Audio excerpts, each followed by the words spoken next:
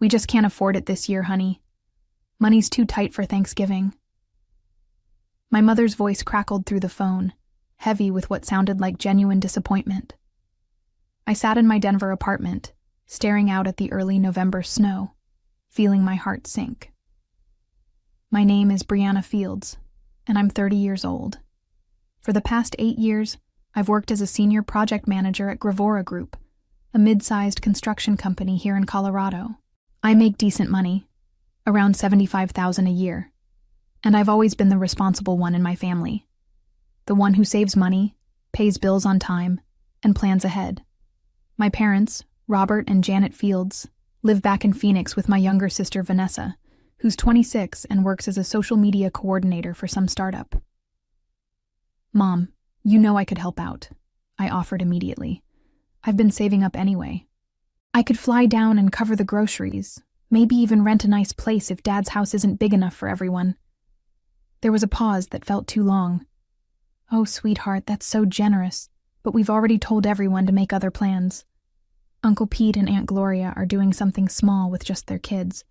Your cousins Tyler and Madison already booked that cabin they go to every year. It's better this way. Less stress for everybody. Something about her tone felt off, but I pushed the feeling aside. My family had been through some rough patches financially over the years. Dad had been laid off from his warehouse job 6 months ago, and Mom's part-time work at the local pharmacy wasn't bringing in much. It made sense that they'd want to keep things simple. Are you sure? I pressed. Because honestly, Mom, I've been looking forward to seeing everyone. It's been since last Christmas. I know, baby, I know. But maybe we can plan something for New Year's instead, when things settle down a bit. After we hung up, I sat in my quiet apartment feeling hollow. Thanksgiving had always been my favorite holiday. The warmth of family gathered around the table, the laughter echoing through the house, the sense of belonging that came with being surrounded by people who knew you inside and out.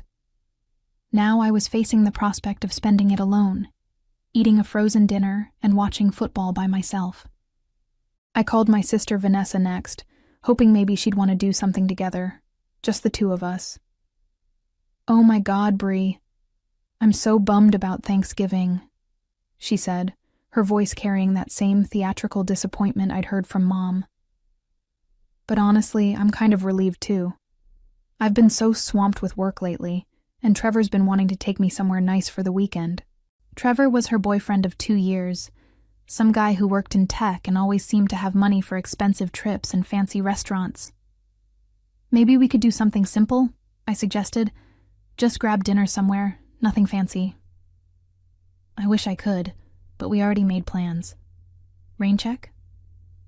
There was something about the way she said it, too quick, too eager to get off the phone, that left me feeling even more isolated than before. Growing up, our family had always been close, or at least I thought we were. My parents weren't wealthy, but they made sure we felt loved and included. Dad worked long hours at the warehouse, and Mom juggled part-time jobs to make ends meet. But somehow they always managed to pull together enough for holidays and birthdays. Vanessa and I shared a room until I left for college, and despite our 5-year age gap, we got along well most of the time. But looking back now, I could see the patterns I'd been blind to for years. I was always the one who remembered birthdays first, who called to check in, who offered to help when someone needed it.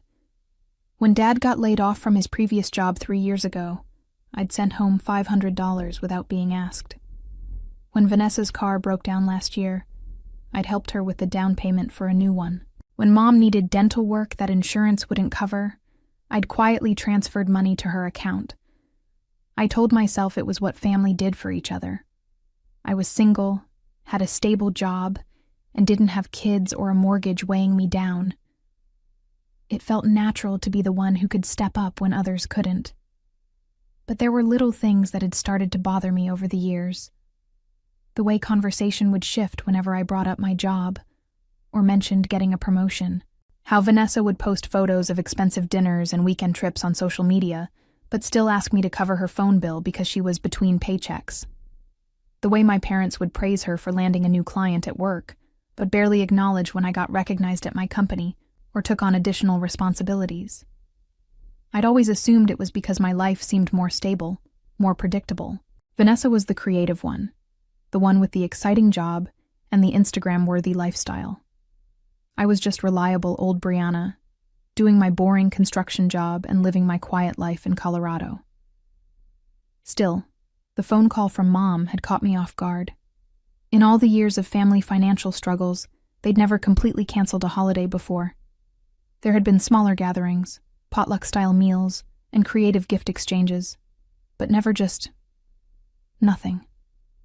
That afternoon, I found myself scrolling through old family photos on my phone. Pictures from last Thanksgiving, where we'd all crowded around Dad's table, arguing over football games and competing for the last piece of pie. Mom had made her famous stuffing, and Uncle Pete had told the same corny jokes he'd been telling for 20 years. Vanessa had been on her phone half the time, but she'd still been there, still been part of it. The silence in my apartment felt heavier as evening approached. I'd gotten so used to having somewhere to go, someone to see, that I hadn't realized how empty my social life had become outside of family. Most of my college friends had moved away or gotten married and started families of their own. My work colleagues were friendly enough, but we didn't really socialize outside the office. For the first time in years, I was truly going to be alone on Thanksgiving. Thursday arrived gray and cold. I'd made a half-hearted attempt to create some holiday spirit for myself. I bought a small turkey breast from the grocery store and picked up ingredients for basic sides. But as I stood in my kitchen that morning, looking at the sad little meal I was preparing for one, the whole thing felt pathetic. I tried calling a few friends from college, but everyone was busy with their own family celebrations. My coworker Jessica had invited me to join her family's dinner, but something about being the charity case at someone else's table made me decline. I told myself I preferred to be alone anyway. The day dragged on endlessly. I cooked my small meal, watched the parade on television, and tried to lose myself in a book. But every few minutes, my mind would drift back to wondering what my family was doing. Were they really just staying home, having a quiet day? Were Mom and Dad watching football while Vanessa caught up on work?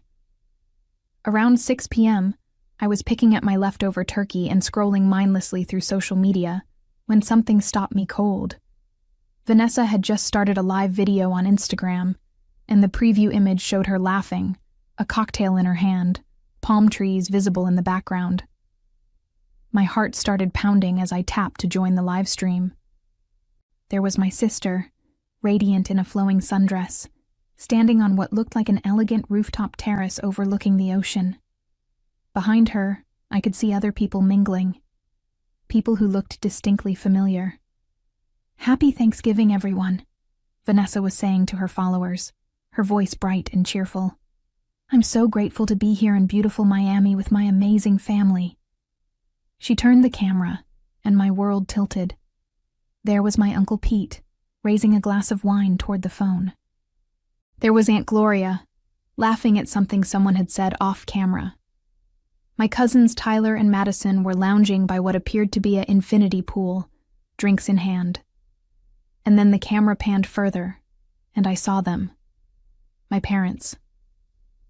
My mother, wearing a flowing white blouse I'd never seen before, chatting animatedly with someone I didn't recognize.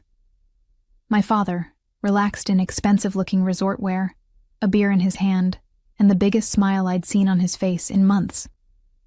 "We're having such an incredible time at this private resort," Vanessa continued, turning the camera back to herself. "The food has been absolutely amazing, and the weather is perfect. I feel so lucky to have a family that knows how to celebrate in style." I watched in stunned silence as she showed off the elaborate buffet spread, the professional bartender making custom cocktails, the live band playing in the background. This wasn't some simple family gathering. This was an expensive, coordinated vacation that would have cost thousands of dollars. My phone felt heavy in my hands as the pieces fell into place. They hadn't canceled Thanksgiving because they were broke. They'd canceled it because they didn't want me there. While I'd been sitting alone in my apartment, eating reheated turkey and feeling sorry for myself, my entire family had been living it up at some luxury resort in Miami. The betrayal hit me like a physical blow, stealing my breath and making my chest tight with hurt and anger. I stared at my phone screen until the live stream ended, my mind reeling with disbelief. The cheerful sounds of Vanessa's voice and the laughter of my family echoed in my ears, but now they felt like cruel mockery. I set the phone down with shaking hands and tried to process what I'd just witnessed. They had lied to me. Not just a small white lie or an omission. They had deliberately, carefully constructed an elaborate deception to exclude me from what was clearly a planned family vacation. The "we're too broke for Thanksgiving" story had been complete fiction, designed to keep me away while they celebrated without me. But why? That was the question that tormented me as I sat in my suddenly suffocating apartment. What had I done to deserve this? I'd always been there for them, always ready to help financially or emotionally whenever they needed it. I'd never been demanding or needy. I'd never caused family drama or created problems. I replayed every conversation from the past few weeks, looking for clues I might have missed. Mom's tone had seemed genuine when she called, but now I could hear the practiced quality in her voice, the way she'd rushed to shut down my offers to help. Vanessa's quick dismissal of my suggestion to spend the holiday together suddenly made perfect sense. She'd already known about Miami. The worst part was imagining them planning this trip. They would have had to coordinate flights, book accommodations, arrange time off work. This wasn't a last-minute decision. It was something they'd been organizing for weeks, maybe months. And through all of that planning, through all those family group chats and phone calls I clearly hadn't been included in, not one of them had considered inviting me. I felt like I was seeing my family clearly for the first time, and the picture was uglier than I'd ever imagined. All those years of feeling like the responsible older sister, the one who could be counted on, the one who held things together. Maybe what I really was to them was the convenient bank account. The boring relative they tolerated because I was useful when they needed money, but who could be easily discarded when they wanted to have fun. My phone buzzed with notifications as Vanessa's followers liked and commented on her posts from the trip. I could see the photos now. Professional quality shots of the resort, group pictures of everyone looking happy and relaxed, artistic food photos of elaborate meals. The kind of vacation that cost serious money, not the tight budget my mother had described. I thought about calling them, confronting them directly about the lie. But what would be the point? They'd clearly made their choice about whether I belonged in their lives, and forcing an awkward conversation wouldn't change that fundamental rejection. Instead, I found myself scrolling through my banking app, looking at all the transfers I'd made to family members over the years. $500 here for Dad's job loss, $300 there for Mom's medical bills, $600 for Vanessa's car down payment, $400 for Uncle Pete's kids' school expenses, $200 for Aunt Gloria's emergency house repair. The amounts added up to thousands of dollars, money I'd given freely, happily even, because I thought we were a family that supported each other. Now I wondered if they'd been laughing about my generosity behind my back. Poor Brianna, always willing to bail everyone out. Good old reliable Brianna, who'll never question where the money goes or what it's really for. Stupid Brianna, who actually believes all those sob stories about tight budgets and unexpected expenses. The humiliation burned in my throat. I'd been played for years, and I'd been too naive and trusting to see it. They'd taken advantage of my love for them, my desire to be a good daughter and sister, and they'd used it to fund their lifestyle while keeping me on the outside looking in. I closed the banking app and set my phone aside. The anger was building now, pushing through the hurt and disappointment. They'd made their choice about what I meant to them. Now it was time for me to make mine about what they meant to me. The next week passed in a blur of work meetings and sleepless nights. I couldn't concentrate on my projects at Gravora Group, kept making small mistakes that I had to correct, and found myself snapping at colleagues who didn't deserve it. The knowledge of my family's betrayal sat like a weight in my chest, making everything else feel trivial and meaningless. I avoided social media entirely, not wanting to see any more photos or updates from their Miami trip. But I couldn't avoid the group chat notifications that kept popping up on my phone, Casual messages about flight delays and restaurant recommendations that made it clear the family vacation was ongoing. None of the messages were directed at me, of course. I was apparently still persona non grata in whatever new family dynamic they'd established. Friday afternoon, I was in a meeting with my boss, Tom Rodriguez, discussing timeline adjustments for a commercial renovation project when my phone rang. The caller ID showed my father's name, and for a moment, I considered letting it go to voicemail. But curiosity won out. "I need to take this," I told Tom, stepping out into the hallway. "Hey, Dad," I answered, my voice carefully neutral. "Brianna, how are you, sweetheart? How was your Thanksgiving?"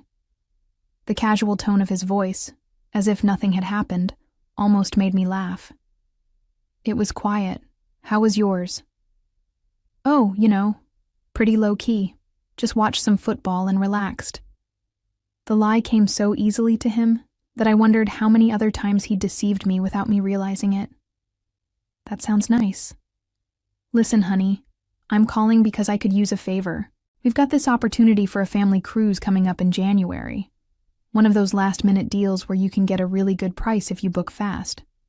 But we need to put down a deposit by Monday, and I'm a little short on cash right now." There it was. Not even a week after excluding me from their luxury Thanksgiving vacation, he was asking me for money to fund their next trip. The audacity was breathtaking. "How much?" I asked, keeping my voice steady.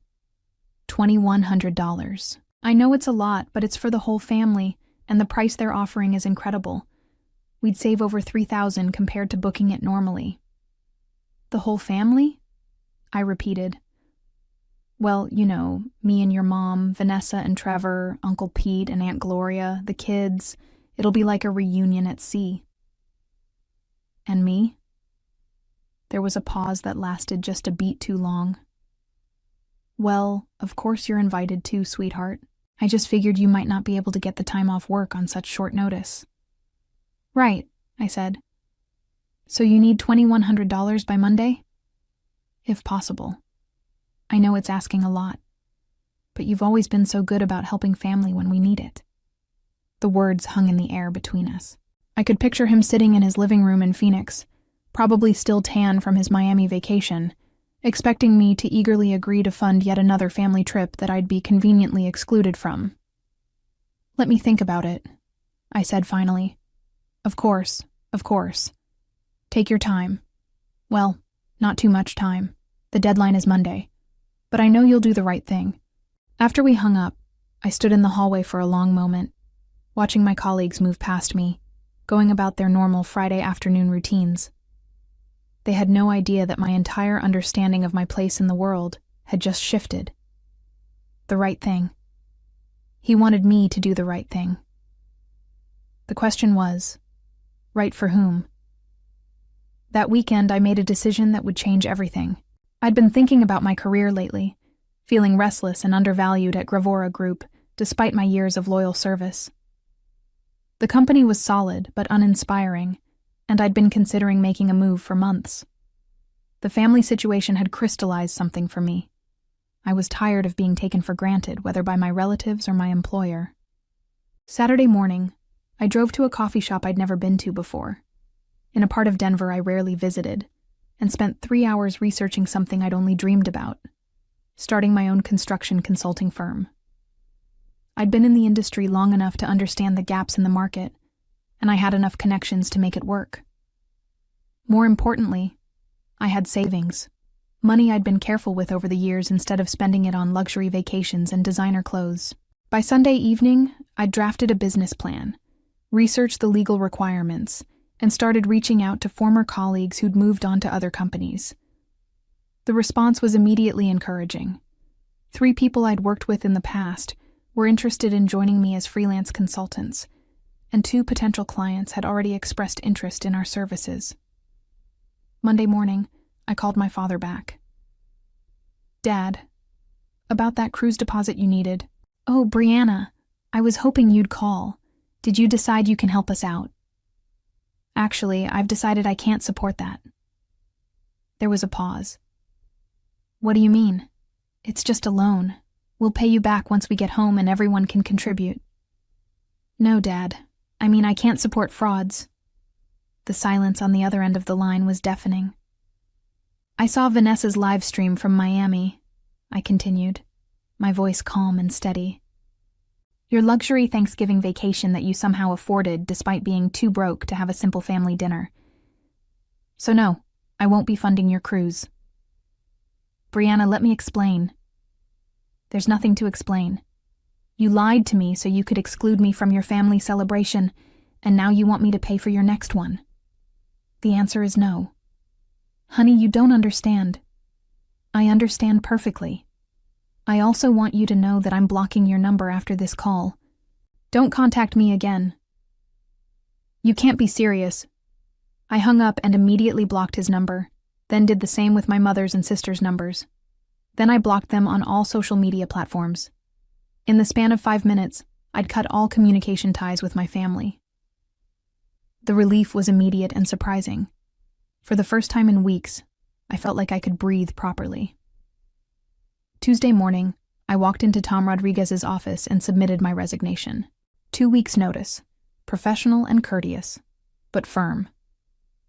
This is unexpected, he said, looking genuinely surprised. Is there anything we can do to keep you? I'm starting my own firm, I told him. It's time.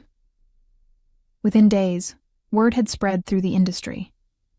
A prominent business magazine, Colorado Construction Weekly, reached out for an interview about the growing trend of experienced professionals leaving established firms to start their own companies. They wanted to feature me in their next issue as an example of entrepreneurial success in the construction industry. I agreed to the interview, and the photographer came to my apartment the following week. The article would run in 3 weeks, they told me. Perfect timing. Everything was falling into place exactly as I'd hoped. 3 weeks later, the magazine hit newsstands and digital platforms. The article was titled, Building Success. Local professionals strike out on their own, and my photo was prominently featured on the cover. The piece detailed my decision to leave Gravora Group, my vision for my consulting firm, and the clients I'd already secured. More importantly, the article mentioned my educational background, my years of experience, and the innovative approaches I was bringing to construction project management. It painted a picture of someone who was successful, professional, and definitely not someone who needed to beg family members for handouts. I didn't have to wait long for the response. My phone, which had been blissfully quiet since I'd blocked my family's numbers, started ringing constantly. Unknown numbers from Phoenix area codes. I ignored them all, but I could see the voicemails piling up. After the 15th missed call in 2 days, I finally listened to one. Brianna, this is your mother. Please call me back. We need to talk about this situation. You're being childish and stubborn, and we're family. Family works things out. Childish and stubborn. That was rich, coming from the woman who'd lied to my face about being too poor for Thanksgiving while planning a luxury vacation behind my back. I deleted the voicemail and blocked that number too. But they were persistent. New numbers kept calling. Friends of the family reaching out on social media. Even my old high school acquaintances sending messages asking if I was okay because my family was worried about me. The magazine article had done exactly what I'd hoped. It had shown them that I wasn't the sad, lonely woman they'd imagined eating dinner by herself on Thanksgiving. I was a successful professional making power moves in my career, and I didn't need them anymore. 2 days after the magazine article went viral in our local business community, I got a call from my former colleague Jessica at Gravora Group. Girl, your family is calling here asking for your new contact information, she said, her voice amused. I told them we don't give out personal information about former employees, but they were persistent. Your sister called 3 times yesterday. Thank you for not giving it to them, I said. Of course not. But I have to ask, what's going on? They seemed pretty desperate. I gave Jessica a brief version of the Thanksgiving situation, and her reaction was immediate outrage. Are you kidding me? They excluded you from a family vacation and then asked you to pay for their next one? That's insane. It gets better, I told her. I heard through a mutual friend that their cruise fell through because they couldn't come up with the deposit money. Jessica laughed. Serves them right. You know, I always thought something was off about them when they'd call asking for you during work hours. They never seemed to respect that you had a professional life. That afternoon, I got a message from Trevor, Vanessa's boyfriend, on LinkedIn of all places. The message was lengthy and apologetic, explaining that he'd had no idea I hadn't been invited to Miami, that he'd assumed I'd chosen not to come. He said the family had been spinning the story to make it seem like I'd declined their invitation. I didn't respond, but the message confirmed what I'd suspected. They'd been lying to other people about the situation too, probably to avoid looking like the terrible people they actually were. The web of deception was unraveling, and they were scrambling to contain the damage. But it was too late. I was done with all of them, and they were finally starting to understand that I meant it. The aftermath of my decision played out exactly as I'd hoped, though even I was surprised by how completely their house of cards collapsed. The cruise never happened. Without my financial contribution, they couldn't make the deposit, and none of them could cover the full amount on their own. Uncle Pete and Aunt Gloria, who'd apparently planned their winter around the trip, were furious when they learned the real reason it fell through. Word spread quickly through our extended family and family friends about what had happened at Thanksgiving and how they'd tried to manipulate me afterward. The story took on a life of its own, growing more damaging with each retelling. Invitations to other family events and social gatherings dried up as people realized what kind of people they really were. Dad's reputation in his small social circle in Phoenix was permanently damaged, and Mom found herself explaining awkward encounters at the pharmacy where she worked. Vanessa's social media presence, which had been built on the image of a glamorous lifestyle funded by family support, suddenly looked hollow and artificial when people understood the truth behind it. 6 months later, as I stood in the sleek office space I'd rented for Fields Construction Consulting, watching my team prepare for our largest client presentation to date, I felt a deep satisfaction that had nothing to do with revenge. I'd chosen myself, my self-respect, my boundaries, my future, over the comfortable dysfunction of family loyalty. Sometimes the best gift you can give yourself is the courage to walk away from people who don't value you, even when they share your DNA. The sting of their betrayal had faded, replaced by the quiet confidence that comes from building a life on your own terms.